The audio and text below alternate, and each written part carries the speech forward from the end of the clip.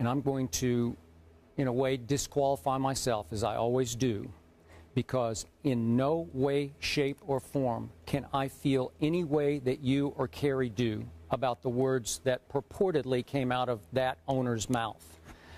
I am speaking a little bit from a distance here, but right now emotions are running high and hot. Would you agree? Yeah. High and hot, both in social media and within the confines of that Los Angeles Clippers basketball team. So at the very least here, all I can attempt to do from a distance is to provide a little bit of my perspective. And my perspective is this. Obviously, the purported comments, as you say, sure sounded like him, didn't it? Oh, yeah, I've spoken on several occasions. Yeah. That's his voice, but y'all can go ahead and okay, whatever. But I'll still say, until we hear proof positive, yes, the purported comments, I believe it's his voice. Thank you. Yes. Of one Donald Sterling that he made in private that now have become so painfully and extremely public make him the definition of what you do not want in an owner owning a team in a league that's, I'll use your figure, 80% African American, that is driven by African American stars. He is now the definition of anti-black owner you do not want in charge of an NBA team. But here is, for me, the incomprehensible catch to this bombshell story. Donald Sterling's racist, sexist attitudes have been on public display for about a decade in Los Angeles, California, on public display. Even in a 2009 article, May 2009, in ESPN, the magazine, one Peter Keating did a stunning, insightful look at this despicable human being and his attitudes toward blacks, Hispanics, and women, sexual harassment suits, and his mistreatment of women who worked under him for the Clippers and in his real estate firm, on extremely public display. And nobody did one thing about it. Nobody.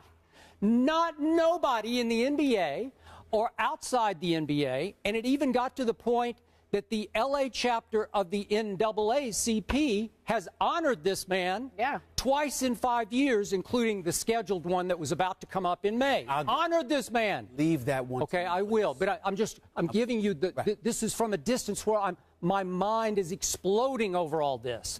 So very publicly, we have, as you point out, the two race discrimination suits that got settled. And is that not some admission of guilt when you settle? Although he boasted to the LA Times that I didn't pay a penny. The insurance company did. We absolutely denied doing anything wrong. And rather than it going on and on, the insurance company said it would settle. Okay, so I assume that's how he got out from under it as far as will the NBA punish him for this.